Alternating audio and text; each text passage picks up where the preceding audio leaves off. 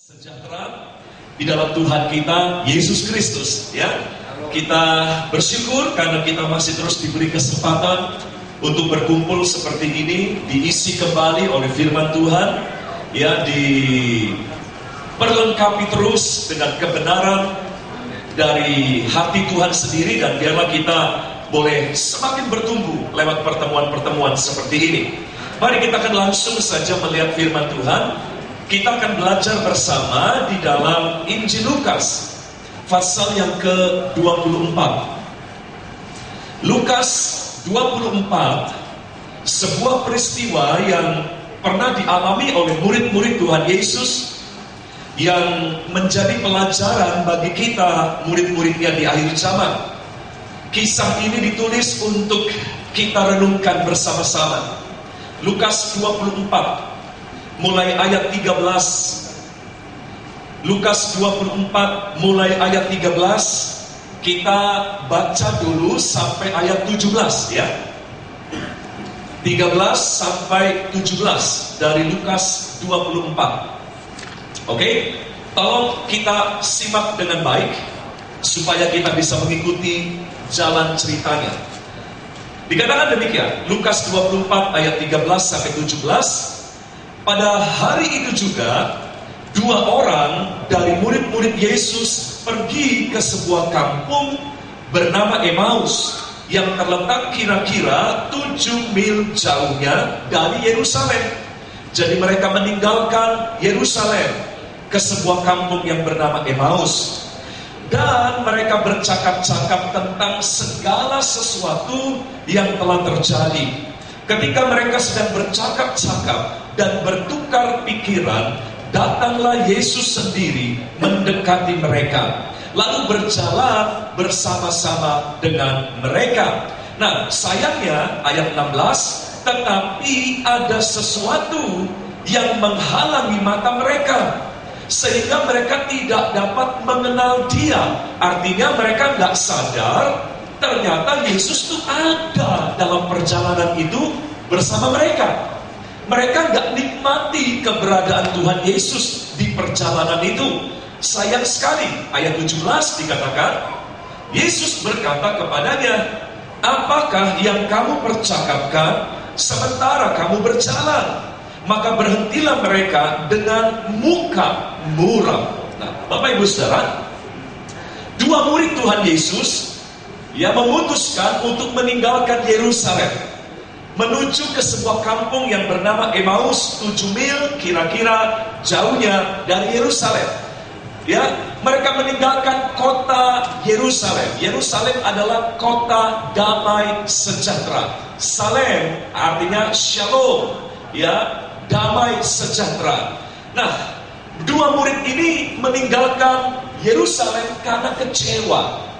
Ya, kalau Bapak Ibu baca selengkapnya, mereka meninggalkan Yerusalem, ya, mereka mempercakapkan sebuah peristiwa yang mengecewakan mereka. Ya, mereka kecewa karena Yesus ternyata mati, ya, dan tidak bisa menolong mereka untuk membangun kerajaan yang baru bagi bangsa Israel pada waktu itu.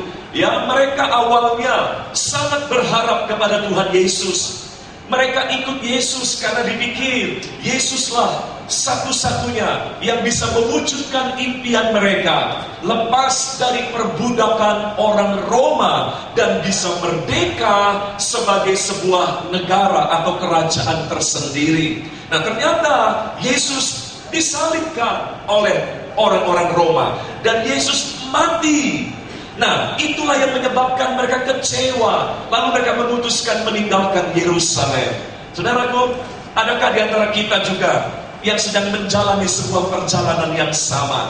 Perjalanan yang isinya hanya kekecewaan. Perjalanan yang kita tempuh hari-hari ini adalah sebuah perjalanan dengan nuansa kekecewaan, dengan nuansa kegagalan, sehingga kita sudah semakin menjauh dari damai sejahtera, dari Yerusalem. Ya, adakah di antara kita yang sudah semakin jauh dari damai sejahtera? Dua murid ini pergi menjauhi kota damai sejahtera, Yerusalem. Ya, dan saya harus akui, banyak di antara kita pun perjalanan kita bukannya semakin mendekati damai, ya, bukannya menuju ke Yerusalem, tapi kita berbalik arah karena kita kecewa, karena kita mengalami keputusasaan, kita mengalami persoalan yang begitu rumit dalam hidup kita. Kita memutuskan untuk meninggalkan Yerusalem. Kita semakin jauh dari damai sejahtera, kita semakin jauh dari shalom sejahtera Tuhan. Ya, ini sering terjadi hari-hari ini. Ya, perjalanan ini terus berulang bagi murid-murid Tuhan di akhir zaman ini. Nah, saudara, satu hal yang saudara harus ketahui, di perjalanan yang penuh dengan kekecewaan, kalau saya boleh katakan, the road of Emmaus ini adalah the road of disappointed. Ya, perjalanan menuju Emmaus adalah perjalanan yang penuh dengan kekecewaan. Ya, itulah yang dialami oleh dua muridnya dalam perjalanan itu. Nah, satu hal yang saudara harus tahu, ternyata Yesus tidak pernah meninggalkan dua murid yang sedang kecewa ini. Dikatakan Yesus ternyata ada bersama mereka, berjalan bersama mereka. Tapi sayangnya, begitu kecewanya mereka, begitu pahitnya hati mereka, sampai-sampai kehadiran Yesus tidak dirasakan oleh dua muridnya itu. Jadi, Bapak Ibu Saudara, kita sering menduga ketika segala sesuatu mengecewakan, kita berpikir Tuhan sudah meninggalkan kita. Betul kan? Kita seringkali punya perasaan yang seperti itu kan? Ketika segala sesuatunya gak enak, ketika yang kita lihat semuanya gak enak, ketika yang kita alami semuanya gak enak, kita begitu gampang menyimpulkan saat itulah Tuhan meninggalkan kita. Saat itulah Tuhan tidak lagi bersama dengan kita. Salah. Justru di jalan yang penuh dengan kekecewaan, ternyata Yesus berjalan bersama dengan dua muridnya. Yesus tidak pernah meninggalkan dua murid yang sedang berjalan dalam kekecewaan. Sama hari ini pun, Anda mungkin ada di jalan yang penuh dengan kekecewaan.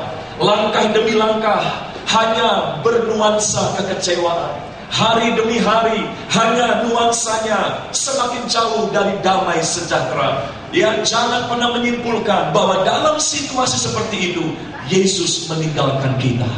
Tidak, Yesus tetap berjalan bersama dengan murid-muridnya. Ya, selama kita adalah murid-murid Tuhan, Yesus tetap ada bersama dengan kita. Tapi masalahnya, seringkali dalam momen seperti itu kita merasa enggak disertai oleh Tuhan. Bukan karena Tuhan meninggalkan kita, tapi karena kekecewaan itu terlalu kuat menguasai hati kita. Makanya ayat 17 dikatakan demikian. Coba kembali lihat ayat 17. Yesus berkata kepada mereka, apakah yang kamu percakapkan sementara kamu berjalan? Yesus menyinggung mereka. Ngobrolin apa sih? Ya, dalam bahasa aslinya dikatakan, kamu ngobrolin apa? Kok sampai gak kenal aku? Nah, ya, topik apa sih yang kamu bicarakan? Sehingga hati dan pikiranmu gak menyadari aku ada bersama kamu. Saudaraku, Yesus menegur kita, ya, yang sering menyalahkan seolah-olah Yesus nggak ada lagi dalam hidup kita. Yesus meninggalkan kita. Hari ini dia mau berkata, bukan aku yang meninggalkan kamu. Aku nggak pernah jauh dari murid-muridku. Tapi Tuhan mau berkata, yang menguasai hatimu itu, ya, kesedihan kita, kekhawatiran kita, kekecewaan kita, itulah yang seringkali menjadi sumbang. Itulah yang seringkali menghalangi kita untuk merasakan kehadiran Yesus dalam hidup kita. Jadi Bapak Ibu Saudara, kekecewaan itu berbahaya sekali. Hati yang kecewa, hati yang putus asa, hati yang khawatir, itu berbahaya sekali. Makanya firman Tuhan sering berkata, jangan khawatir. Karena kekhawatiran itu merugikan kita, karena kita gak akan bisa merasakan kehadiran Yesus dalam hidup kita. Seperti yang dua murid ini alami. Jadi Saudara, kita sebagai anak Tuhan jangan lagi berkata khawatir itu biasa, kecewa itu biasa. Ada orang-orang Kristen yang akhirnya memaklumi. Wajarlah, udahlah beberapa hari ini biarinlah saya kecewa. Ya, maklumlah saya lagi kecewa, saya lagi khawatir. Jangan dimaklumi. Ya, sebab kekhawatiran itu akan membuat saudara tidak bisa melihat kehadiran Allah dalam hidup kita. Mari do something, lakukan sesuatu supaya hati kita keluar dari cengkraman kekecewaan dan kekhawatiran kita. Nah, Bapak Ibu Saudara, kehadiran Yesus disia-siakan oleh dua muridnya.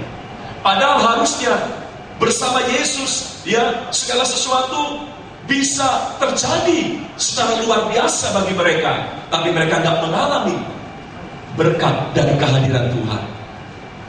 Jadi yang pertama yang saya mau katakan, jangan lagi tuduh Tuhan meninggalkan kita. Jangan lagi terlalu gegabah membuat kesimpulan Tuhan sudah gak peduli, Tuhan sudah meninggalkan kita, Tuhan sudah gak menyayangi kita lagi. Tidak. Ya, Dia selalu setia untuk ada bersama dengan umatnya. Allah hari ini bahkan seterusnya masih komit dengan janjinya, aku menyertai kamu sampai kesudahan zaman. Yang Dia ucapkan 2000 tahun yang lalu ketika Dia mengutus murid-muridnya. Setelah Dia bangkit, Dia mau naik ke surga. Dia berkata, pergi ke seluruh dunia, jadikan mereka murid-muridku. Ajar mereka melakukan apa yang kuperintahkan kepadamu. Dan ketahuilah, aku menyertai kamu sampai kesudahan zaman. Saya sebagai hamba Tuhan, saya memberitahu bahwa Tuhan yang kita layani masih setia dengan janji yang 2000 tahun yang lalu Dia sudah ucapkan. Dia masih menyertai kita. Jangan sakiti Dia dengan terus menuduh bahwa Dia sudah meninggalkan kita. Ya, saudara, mari teruskan. Nah, yang menarik saudara, yang menarik kita lihat ayat yang ke 32. Kita loncat ya, ayat 32. Tadi dikatakan mereka tidak menyadari dan tidak mengenal bahwa ada Yesus di situ. Mereka terus dalam kesedihan, padahal ada Yesus. Nah, ayat 32, disinilah momen ketika mereka akhirnya tercelik. Mereka akhirnya menyadari, wah, ternyata ada Yesus nih bersama kita. Ayat 32, perhatikan. Kata mereka seorang kepada yang lain, bukankah hati kita berkobar-kobar? Tadinya muram, tadinya sedih, tadinya khawatir, kecewa. Sekarang hati mereka berubah menjadi bersemangat, berkobar-kobar. Bukankah hati kita berkobar-kobar? Kapan? Perhatikan, ketika apa? Ia berbicara dengan kita di tengah jalan. Dan ketika Ia bagaimana? Menerangkan kitab suci kepada kita. Tangkap momen ini sekarang. Kapan hati seseorang yang kecewa berubah? Ya, kapan hati murid-murid Tuhan yang putus asa, yang pahit dengan kenyataan yang ada, tiba-tiba berubah menjadi hati yang menyala-nyala, bersemangat kembali, berkobar-kobar? Kapan? Ada dua hal. Ketika Yesus berbicara dengan mereka dan ketika Yesus menerangkan kitab suci kepada mereka. Saudara, di sini ada rahasia untuk mengobati kekecewaan kita. Di sini kita menemukan sebuah formula, sebuah resep untuk mengubah suasana hati dari yang muram menjadi berkobar-kobar, dari yang kecewa menjadi bersemangat. Bagaimana caranya? Mari buka kitab suci. Pelajari firman Tuhan. Izinkan Allah berbicara lewat firman-Nya. Nah, sayangnya orang Kristen kalau lagi kecewa, Alkitabnya nggak pernah dibuka. Betul nggak? Sayangnya orang Kristen kalau lagi putus asa, khawatir, kecewa, nggak memberi kesempatan Tuhan berbicara lewat firman-Nya. Nah, itulah penyakit orang Kristen. Itulah blunder yang kita buat. Mari kita buat sesuatu yang berbeda mulai hari ini. apapun kalau ada perasaan yang gak enak dalam hati kita, baca firman Tuhan. Ya, mari biarlah tangan kita refleks begitu ya. Gak usah disuruh-suruh, gak usah dipaksa-paksa begitu ya. Tangan kita refleks. Begitu ada sedikit gak damai, begitu ada sedikit yang gak enak, langsung ambil firman Tuhan, langsung buka Alkitab. Apalagi sekarang di handphone bisa ada Alkitab, betul gak? Jadi gak susah kan buat menemukan firman Tuhan. Ya, nggak harus pulang dulu ke rumah, ambil Alkitab di ruang kerja kita, nggak perlu.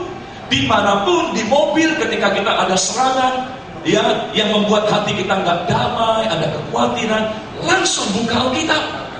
Dari handphone kita, iPad kita, ya, Galaxy Tab kita, dan sebagainya. Gampang. Dua murid ini berkata, ya, di ayat yang ke-32, dua murid ini menyaksikan kepada kita, hati kita kok lain ya. Kita tadi berjalan dengan muka yang murah. Tadi kita sepanjang jalan 7 mil jauhnya sedih terus, 7 mil jauhnya ngeluh terus. Kok tiba-tiba hati kita berubah, berkobar-kobar. Mereka tahu ternyata perubahan itu terjadi ketika Yesus menerangkan kitab suci kepada kita. Jangan tutup Alkitabmu ketika engkau sedang khawatir. Jangan tutup Alkitabmu ya ketika engkau sedang kecewa. Justru itu momen yang paling tepat untuk kita membuka Alkitab kita. Jangan kita menganggap enteng firman Tuhan. Saudara, mari perbaiki respon kita, sikap kita terhadap firman Tuhan.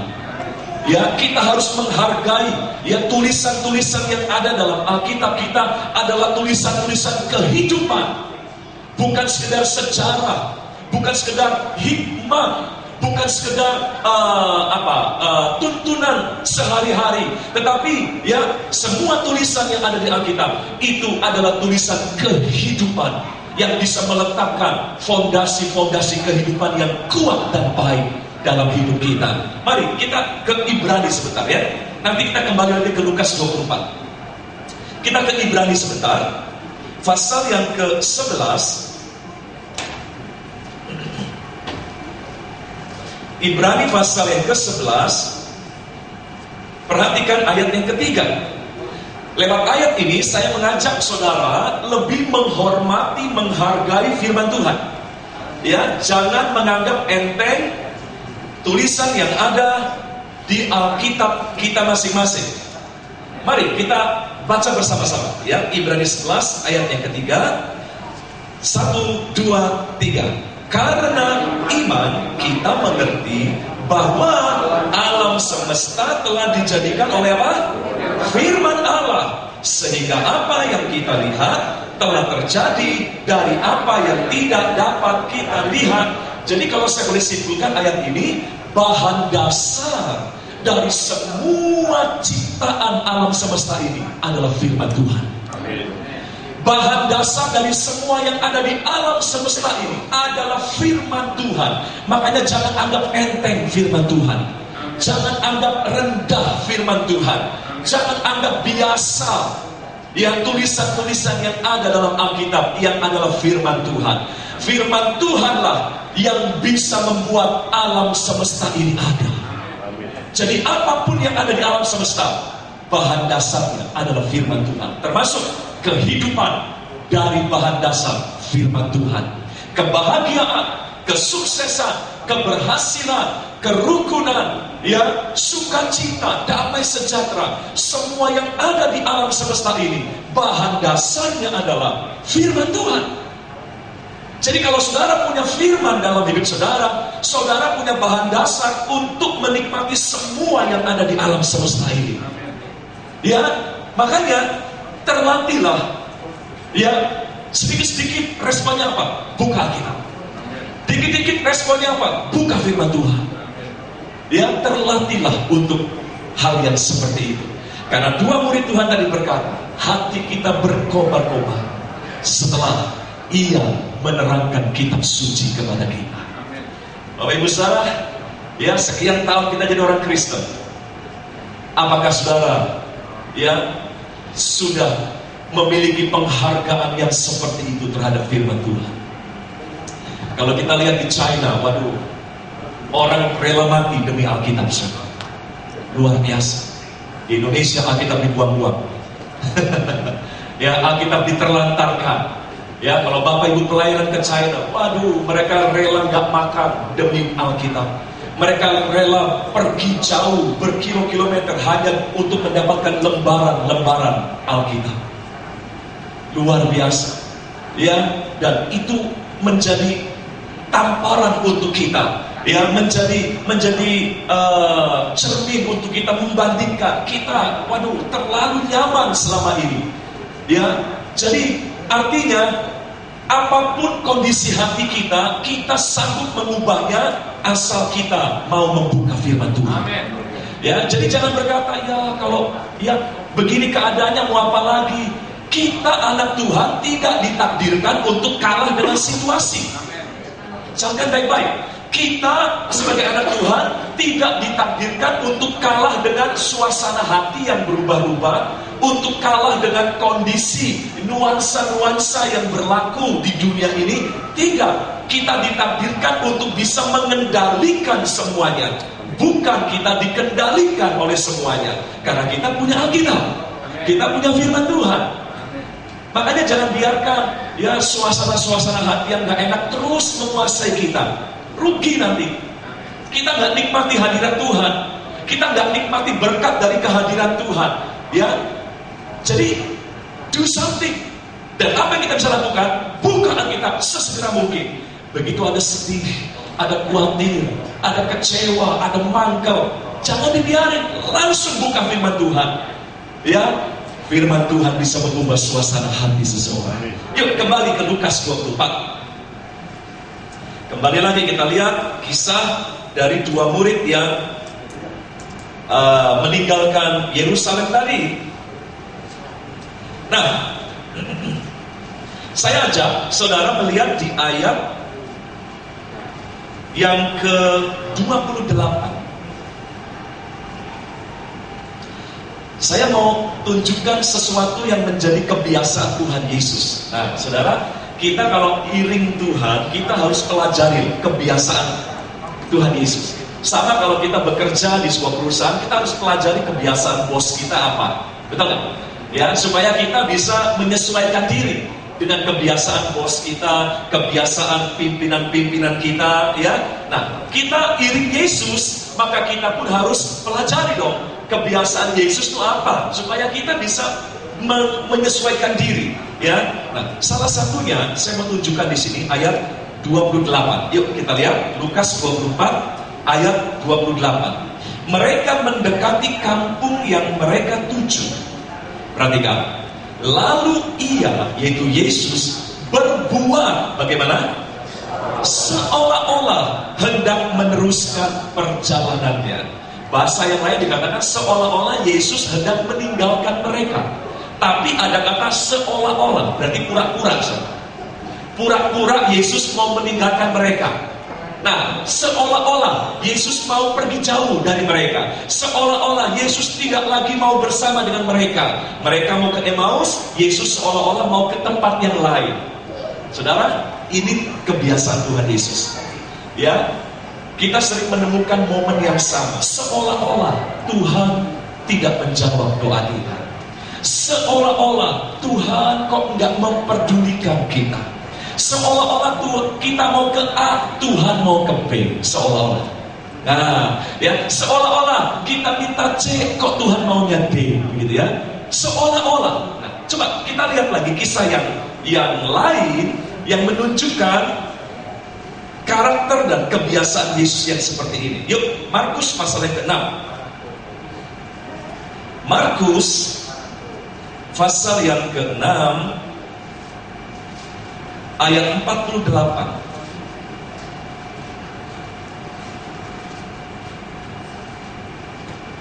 Ya, Markus pasal yang ke-6 ayat 48.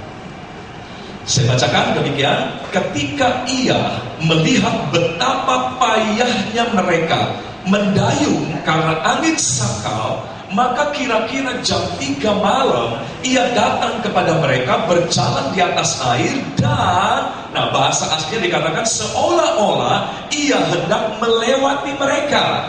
Ya, seolah-olah ia hendak melewati mereka. Jadi murid-murid lagi susah payah ya mengatasi angin sakal yang menghantam perahu mereka. Yesus jalan di atas air, bukan menuju kepada mereka, seolah-olah Yesus punya tujuan lain. Seolah-olah Yesus ya tidak mau mampir kepada perahu mereka, padahal mereka lagi susah payah. Mereka lihat Yesus, tapi seolah-olah Yesus punya tujuan yang lain dengan mereka. Nah, lihat sir, ada dua momen yang menunjukkan satu kebiasaan yang Yesus lakukan. Ya, jadi jangan terkecoh.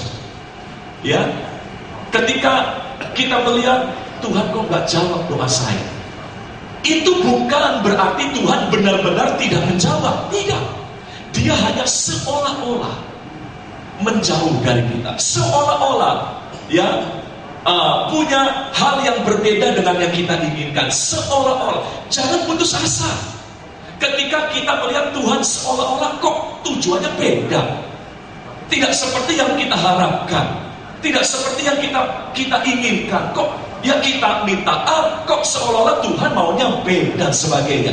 Jangan buru-buru putus asa, jangan buru-buru marah-marah, kecewa, menggerutu dan sebagainya. Jangan.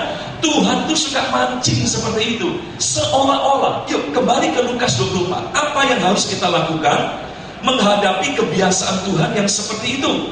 Nah, dua murid yang ke Emmaus ini luar biasa.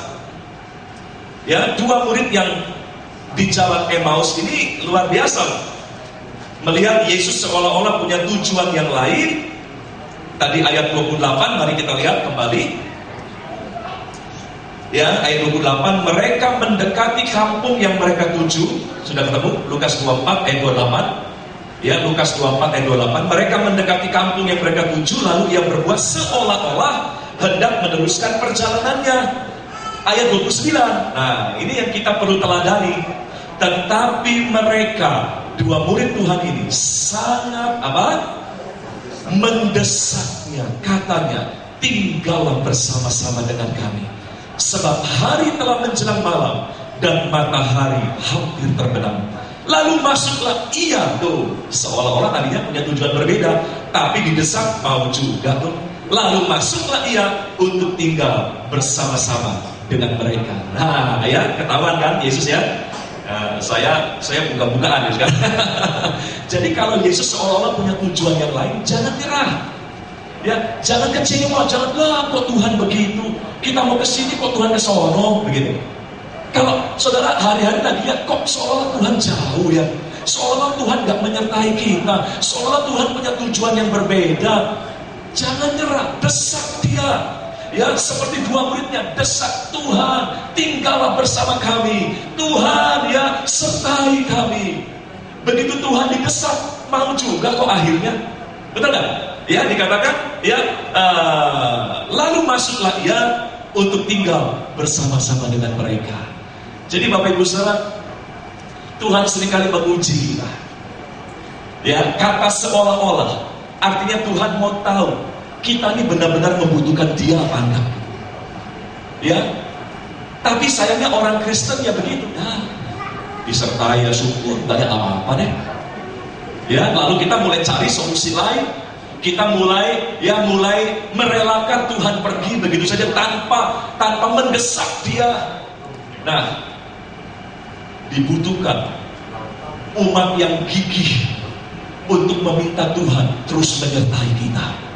Ya saudara, mari desak Tuhan, Tuhan sertai aku. Engkau harus sertai aku. Ya, Engkau harus pimpin aku terus. Ya, jangan ketika hadirat Tuhan seolah hilang lalu kita diamkan saja. Seringkali kita apatis seperti itu. Kita gampang menyerah seperti itu.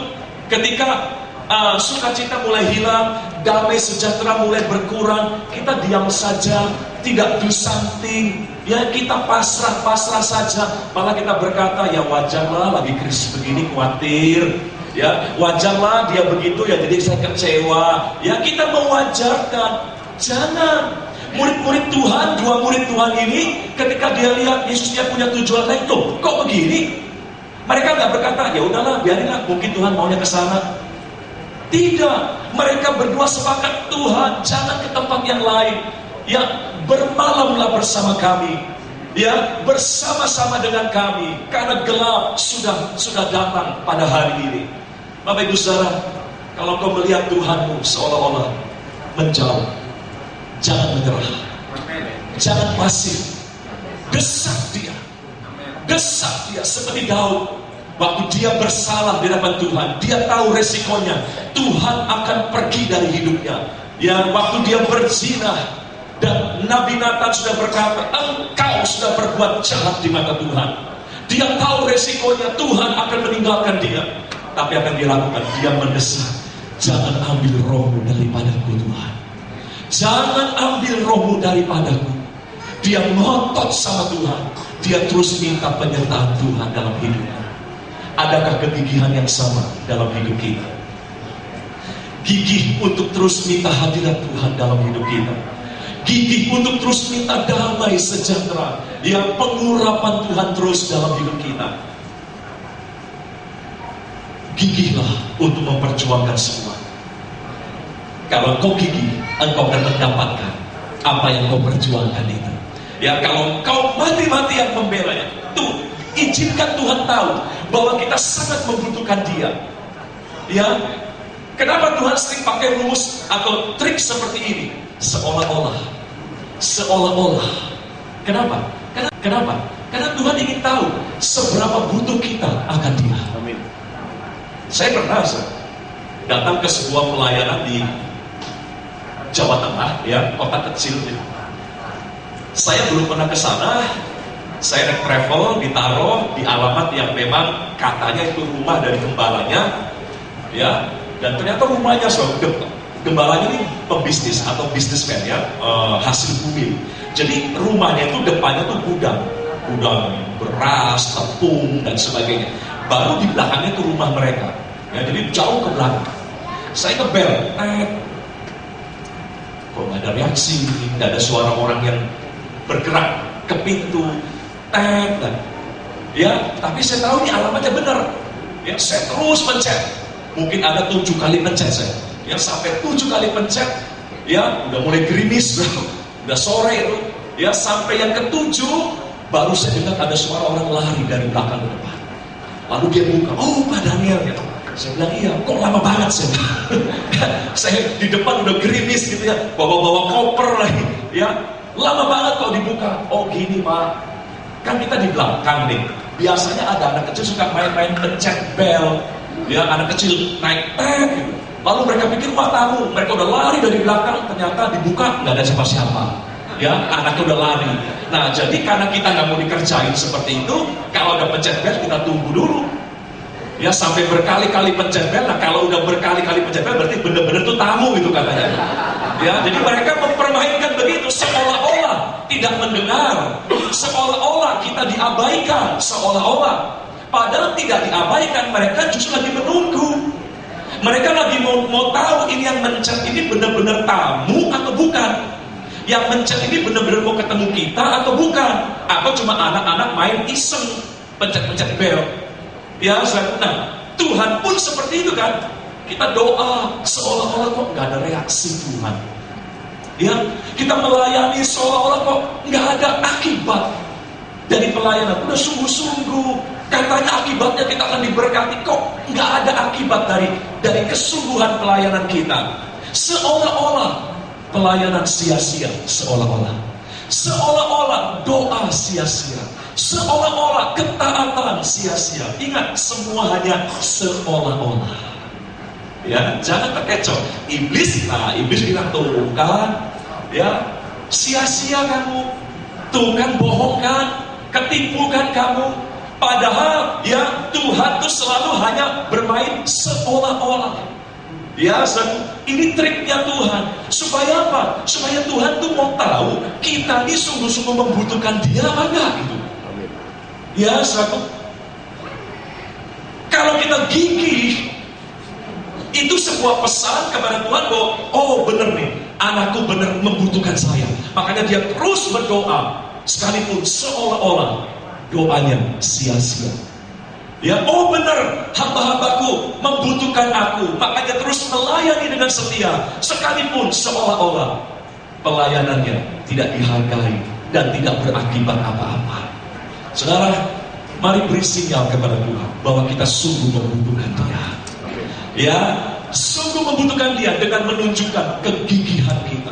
Minta terus, Tuhan sertai aku, Tuhan ya dampingi aku terus. Ya, sekalipun seolah-olah yang terjadi berbeda dengan yang kita harapkan. Jangan tertipu dengan kata seolah-olah.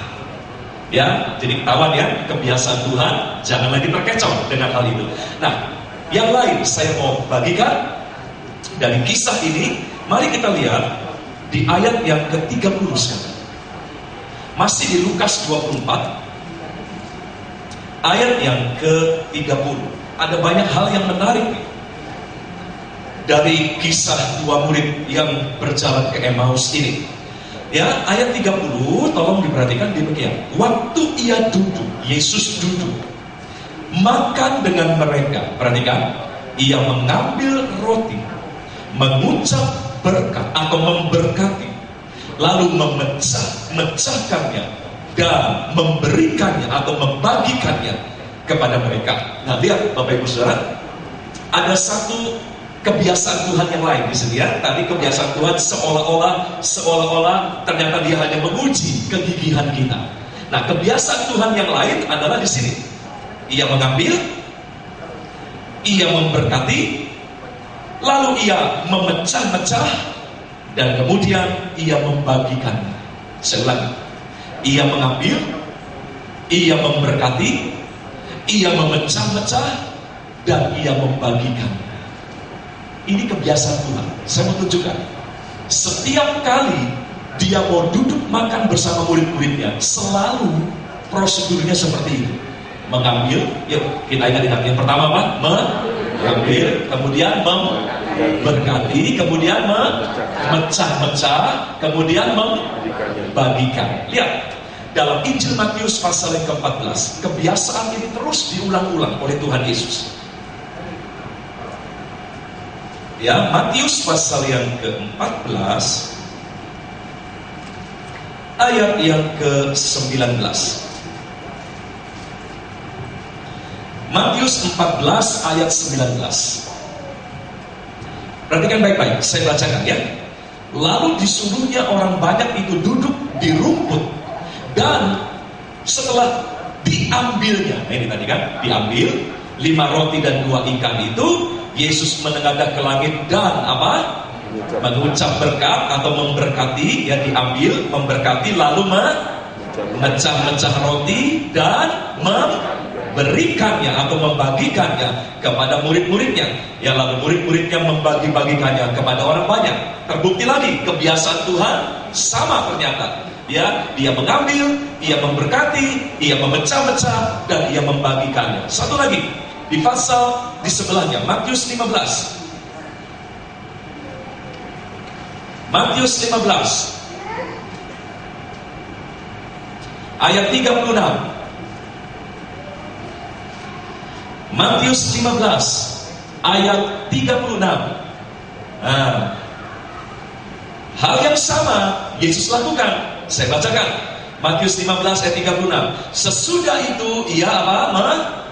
Mengambil ke-7 roti dan ikan-ikan itu, mengucap syukur, bahasa lain memberkati, kemudian memecah-mecahkannya dan memberikannya atau membagikannya kepada murid-muridnya. Lalu murid-muridnya memberikannya pula kepada orang banyak. Nah, jadi yang pertama apa? Mengambil, kemudian memberkati, kemudian memecah-mecah, kemudian membagikan. Saudara, inilah yang Tuhan selalu lakukan.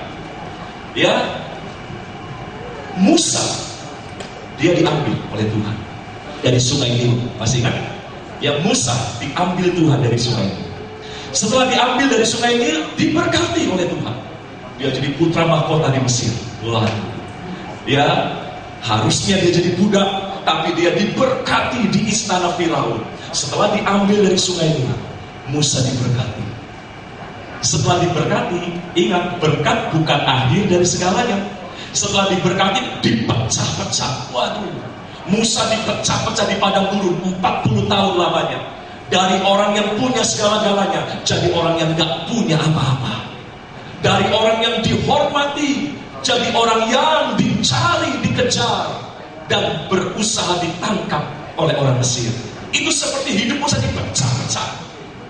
Ya, baru saja dia diambil dari Sungai Nil, lalu diberkati. Setelah diberkati malah dihancurkan, dipecah-pecah. Setelah dipecah-pecah, tetap nurut sama Tuhan, sekalipun dipecah-pecah, akhirnya hidup Musa bisa dibagikan menjadi berkat bagi banyak orang, bagi umat pilihan Allah. Ini prosedur Tuhan bagi siapapun juga. Musa sudah mengalami prosedur Tuhan yang seperti itu. Ya, siapa lagi? Yesus di Alkitab, ya, dia diambil dari tahta, dia diambil oleh Bapa untuk turun ke bumi. Karena dia taat, dia diberkati. Betul kan? Setelah diambil, diberkati. Wah, mujizat. Ya, selama 3,5 tahun, ya, dia diberkati dengan kuasa Tuhan yang luar biasa. Ya, sakit disembuhkan, mati dibangkitkan, dan sebagainya. Sudah diberkati, dipecah di kayu salib, dihancurkan. Tapi setelah dihancurkan, Yesus bisa dibagikan menjadi berkat bagi seluruh manusia di muka bumi. Jauh sebelum Yesus, Daud, saya ingat, Daud diambil dari keluarga Isai, ya, dipilih. Waktu diambil, dia diberkati. Wah, Goliat ditumbangkan, Daud mulai dipuji-puji. Waduh, ya, dia mulai diangkat, disanjung, dipuji, diberkati. Nggak lama setelah itu dia mulai dipecah. Saul mengejar-ngejar dia, Absalom mengkhianati dia. Waduh. Tapi setelah Daud dipecah, akhirnya Daud bisa dibagikan menjadi berkat bagi bangsa Israel. Bapak Ibu Saudara, semua orang percaya berhadapan dengan prosedur Tuhan yang seperti itu. Diambil. Makanya kalau diambil Tuhan, mau ikut, jangan nolak. Diambil untuk bertobat, ikuti aja. Jangan berontak kalau diambil untuk bertobat. Ya, jangan pasang jurus. Ya, ada hari ini mungkin Tuhan mau ambil saudara, diambil dari kehidupan yang penuh dengan dosa, mau diambil sama Tuhan, keluar dari Sungai Nil, keluar dari sungai dunia, mau diambil Tuhan. Jangan melawan, ikuti aja, serahkan dirimu, ambil sama Tuhan. Kalau orang mau diambil Tuhan, dia akan diberkati Tuhan akhirnya. Diberkati. Tapi ingat, ketika diberkati bukan berarti selesai. Ya, banyak orang berpikir, wah, sudah diberkati, ya sudah beres. Enggak. Setelah diberkati, Tuhan pecah hidup kita. Waduh, dibuat berantakan lagi. Diproses lagi. Waduh, ya, supaya apa? Supaya ego kita hancur, supaya kedagingan kita hancur. Ya, sebab berkat seringkali membuat kita terlena. Berkat seringkali membuat kita lupa, ya, tujuan Tuhan yang sesungguhnya. Ya, Bapak Ibu Saudara. Nah, setelah dihancurkan, baru kita bisa jadi berkat bagi banyak orang. Kita dibagikan. Ya, kita lihat gembala senior kita, Pak Niko. Waktu dia diambil, dia nurut. Dia menjadi hamba Tuhan khusus di bidang pujian penyembahan. Dia nurut. Sekalipun itu pelayanan yang asing pada waktu itu. Itu pelayanan yang belum populer pada zaman itu. Ya, tapi dia nurut. Karena dia mau diambil, dia diberkati Tuhan berlimpah-limpah. Ya, diberkati dengan gereja yang banyak, diberkati. Tapi ingat, setelah diberkati, beliau sempat dihancurkan oleh Tuhan, dipecah-pecah. Ya, difitnah macam-macam. Saudara bisa ikuti kan kisah beliau kan dulu kan? Ya, sampai panik harus minta maaf. Betul kan? Waduh, ya harus kita minta maaf karena dianggap sebagai biang perpecahan, dianggap sebagai bahaya bagi GBI dan sebagainya. Waduh, ya, baru diberkati langsung dipecah-pecah. Tapi sekarang dia menjadi berkat bagi bangsa-bangsa. Ya, dia bisa dibagi-bagikan. dia bisa diberikan kepada bangsa-bangsa. Sekarang bukan cuma GBI yang bisa terima beliau, seluruh dunia bisa terima beliau. Bukan cuma Indonesia yang bisa terima beliau, tapi setelah dia dipecahkan, seluruh dunia bisa terima beliau. Saudara, saya nggak tahu saudara ada di level yang mana. Ada di kita yang mungkin sudah sampai diambil. Ya, waktu kau diambil, nurut saja. Nggak tahu Tuhan mau ambil kita kemana. Ya, ambil kepada pertobatan kan, atau lagi diambil kepada pelayanan yang tadinya nggak mau melayani, ya, Tuhan mulai kitik-kitik, mulai ayo melayani. Ya, waktu Tuhan mau ambil kita, nurut aja deh, nurut. Sebab kalau kau nurut, kau akan diberkati. Ya, diberkati. Tapi mungkin ada yang sedang di level diberkati. Jangan kita lupa diri. Jangan kita bangga dan sombong. Sebab setelah diberkati, Tuhan akan terus proses hidup kita. Ya, mungkin ada di kita sedang di level, di tahap dipecah. Jangan putus asa. Waktu kau sedang dipecah hari-hari, jangan menyerah, jangan putus asa. Waktu Tuhan memecah kita, tujuannya bukan untuk menghancurkan kita, bukan untuk menginjak-injak kita. Tujuannya supaya kita akhirnya bisa dibagikan. Kita bisa menjadi berkat lebih luas lagi. Dampak pelayanan dan hidup kita bisa lebih luas lagi dalam masa yang akan datang. Yang saya nggak tahu, saudara ada di tingkatan yang mana. Waktu diambilkah? Kalau engkau sedang diambil Tuhan, nurutlah. Kalau engkau sedang diberkati Tuhan, tetap rendah hati. Kalau engkau sedang dihancurkan Tuhan, jangan putus asa. Ya, sebab sebentar lagi engkau akan dibagikan kepada bangsa-bangsa. Kau akan dibagikan kepada lebih banyak orang lagi untuk diberkati. Ya, dan untuk memberkati banyak orang. Bapak Ibu Saudara, inilah pelajaran-pelajaran yang indah di perjalanan menuju Emmaus. Ya, ayo kembali ke Yerusalem. Jangan meninggalkan kota damai.